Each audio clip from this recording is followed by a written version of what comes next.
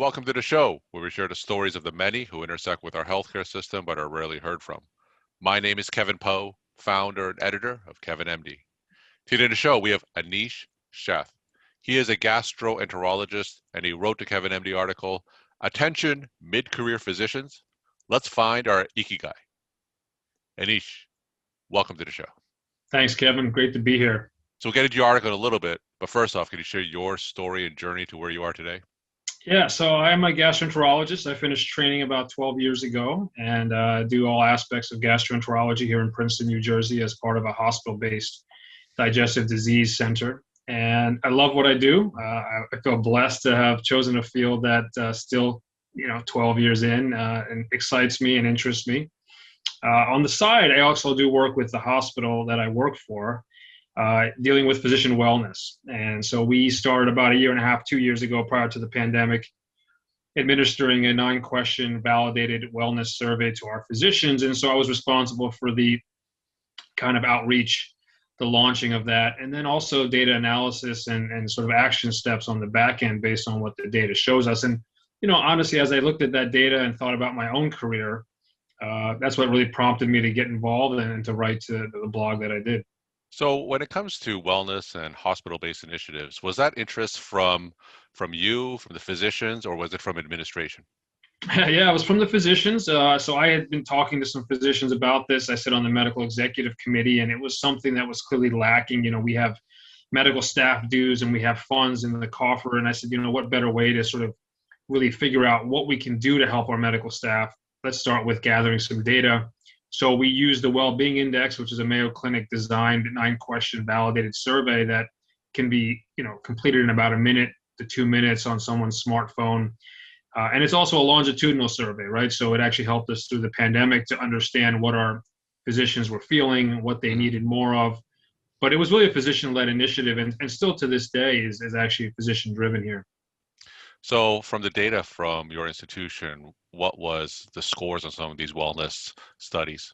Yeah, so the higher the score, the higher the level of distress. So the Mayo Clinic has done studies looking at this and saying if you have a score greater than 3, that is correlated with higher physician burnout, higher levels of dissatisfaction, job dissatisfaction. There's some correlation as you get higher on the scale with things like substance abuse and suicidal ideation, things that get really serious.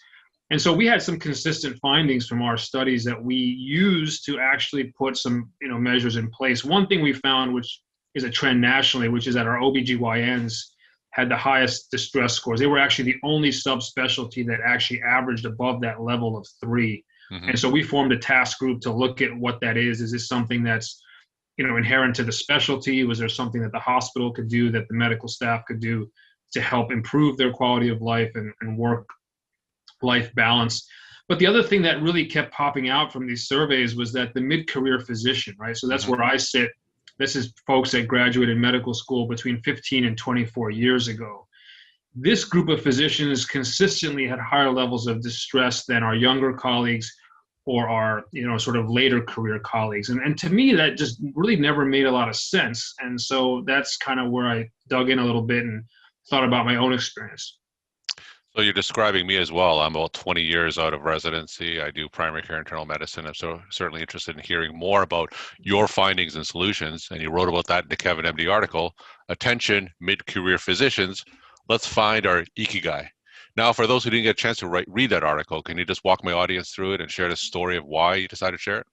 Yeah, so let me just define Ikigai, which is something that I came across, in doing some other readings in terms of longevity and happiness, again, separate from medicine practice. But it's something that the Japanese kind of refer to as the reason for getting up in the morning. It's sort of that thing that keeps you going, that sustains you and that keeps you going. And they looked at actually residents of Okinawa, Japan, where, amongst the longest living groups of people in the world. And what they found, in addition to healthy lifestyle and diet, was that many of these individuals well into their 90s would actually have sustained and consistent reasons for living, right? So there were karate instructors in their 90s. There were people that did volunteer work. And what I realized about us is that when you take a step back, Kevin, you look at where we are in our lives, right? So most of us are making reasonable amounts of money, right? We're making more money certainly than we were when we were residents. If we had student loans, many of us have been fortunate enough to pay those off. We're well established in our communities, Mhm. referrals and patients know about us.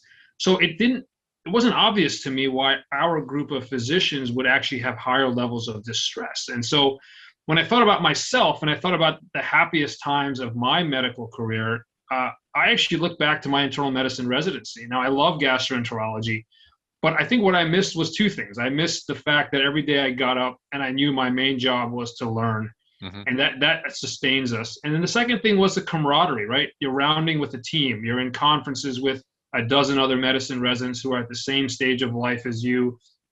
You're probably socializing with these people after work a lot more than you do now. Now, when we do our work, what do? We're pretty much working isolation. We're with our Mhm. patients. We're in the EMR. We're meeting with our staff. But I love my colleagues. And when I get a chance to speak with them, I do, but I don't get that same feel. And I feel like that's maybe for me and some of the folks I've spoken to here, that's what we're missing. That ikigai of learning something new, getting excited about trying something different, discussing cases with colleagues. I think we're missing that part to our medical practice. And I think that brings up a good point because, as you said, medical practice is now much more siloed. Back when I Mm-hmm. started, I saw patients in a clinic, and then I'd go to the hospital and nursing home and see inpatients and see nursing home patients. But right now, we have separate physicians doing each of those silos. Like I just do outpatient medicine. Of course, we have hospitalists, and we have people who just round at nursing homes. So there is definitely a decrease in that camaraderie that we all had during residency. Yeah, and it's interesting. I was reading an article about related to this, which is if you look at what newer hospitals have done with the medical staff lounge. Hmm. The medical staff lounge, my dad was a physician. I remember being a kid and he had the round on Saturday, and I'd go into the lounge and there'd be food. It'd be a huge room. There'd be dozens of doctors sitting around talking about stuff. Most new hospitals that are constructed, the medical staff lounge is tiny. It's minuscule Hmm. because what you just said, there are very few physicians now who go in and out of the hospital. And when they do, they're time crunched. So they're going in, they're seeing their patients, they're running back to the office. So this notion of having a space where we can, talk medicine, talk about whatever we want to do, get that camaraderie going, that it's really, I think, something we're missing in our practices. So now that you have the findings from your studies and you brought them to your task force, what happens next? So I think part of it, I've taken my own section and saying, what can I do for my own sort of job satisfaction in my gastroenterology colleagues. So what I did a few months ago was I started a journal club. We're a relatively small community-based practice, but we do a journal club. We do it virtually. We do it one evening every month, and that's been huge, right? It's a way to just connect outside of the regular workday, but it's also a way to stimulate the brain, share thoughts about articles. We're going to start a case conference soon for our section as well. And the other things which I have advocated for, which I have to admit I haven't done myself because of, the RVU world we live in. But, part of it is, taking a lunch break, right? Not sitting in front of your EMR, clicking off tasks as you wolf down your sandwich, reaching out, getting out of your office, going to the cafeteria, making plans, heaven forbid, to actually have lunch with a colleague. I mean, when was the last time anybody's actually ever done that? So I think getting back to some of those things I missed from, internal medicine residency, my internal medicine residency, we used to sit around at case conference with food for an hour with 12 colleagues discussing interesting cases with professors. Like, I have none of that right now. And I think trying to get elements of that back in my practice is really one big takeaway for me from this study. Now, how much of that responsibility is on the physicians, and how much is on the administration who really controls a lot of the workflow structures, the RVU-based world, as you said? Because if we don't sit in front of our EMRs during lunch, we just have to sit in front of it at night, after we put our kids to bed. So how much of that onus is on individual physicians, and how much of that responsibility should be placed on administration to really change the workflows? It's a great question. I think we would obviously say it should be a balance of both. In reality, I think people listening to this know that it's up to us. At the end of the day, like, I have to make a decision about if I'm going to do this for another 20 years and I want to enjoy it and be fulfilled. Maybe I bring home a couple hundred less RVUs a year, and I just have to be willing to do that. And I think in the long run, I'll probably never miss that. But I think I will miss opportunities to discuss things and to get to know my colleagues better, to meet new providers, to learn, to stimulate the brain. I think those things, and it's interesting. So as we do these things, this is an ongoing survey for our medical staff. It'll be interesting to see how well this translates into real job satisfaction and happiness.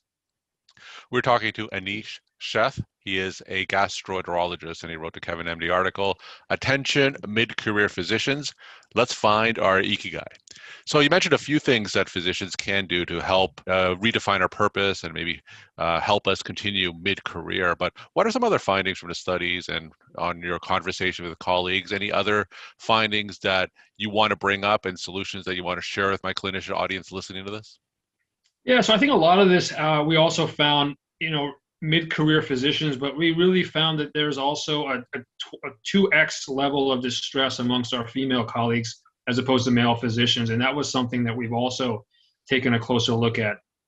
And I think part of the mid-career physician burnout or lack of wellness is seen on the female side, right? Which is they have a lot of responsibility. Let's face it, right? They have a lot more household responsibilities, childcare responsibilities, and we heard that from our medical staff. And so we are trying to make things easier. We're trying to supply takeaway meals for physicians who are working in the hospital, trying to provide better childcare options, try to be sensitive to call schedules, sensitive to scheduling meetings, in the early mornings or in the evenings when they may be other responsibilities at home. So I think part of the mid-career story is also better told by looking at the female physician distress scores, which were in fact higher. And this is a stage in life where, like you and I, we both have teenage kids, younger kids, and that sort of translates into greater work-life responsibilities. Now, have you received any pushback from the administrative side when it comes to implementing some of these solutions? One of the things that you said is that sometimes physicians have to accept fewer RVUs or maybe work less. And I think those aren't the things that administrators want to hear. So when you bring up some of these solutions, have you received any pushback from administration? Yeah, so not yet. I actually think our administration is receptive. I think everyone responds to data, and I think they realize in the long run they need to employ physicians who are happy in what they do. And so our administration has actually been very receptive, and we're actually thinking about as next steps, what we need to sort of institutionalize to make this something that is thought about when policies are put in place, when compensation packages and contracts are structured. We're not there yet, but I think we have a captive audience with administration, so we can go to them and say, look, this is what we're doing on our end. This is what you can do to help us. So you've given so many great tips during this conversation, and if you were to summarize it as one actionable tip that mid-career physicians should follow in order to find their ikigai, what would that one tip be?